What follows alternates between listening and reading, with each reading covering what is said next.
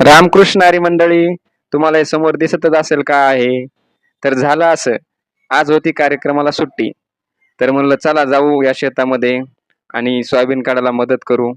तर सोयाबीन काढण्यासाठी मळयंत्र आलं. ते मध्येच बंद पडलं. पण काही केलं ते चालू आहे ना. कंटाळलो आणि गेलो एका लिंबाच्या झाडाखाली. झाडाखाली मस्त गार सावलीला बसलो. तेवढ्यात लक्ष गेलं ऊसाकडे. म्हणलं आता आज ऊस खाऊयात. मस्तपैकी एक ऊस आणला आणि मस्त शोधला आणि खात बसलो. खात असताना तेवढ्यात आली आमची गाडी बैल. तर दादा म्हणले, "काय करता?"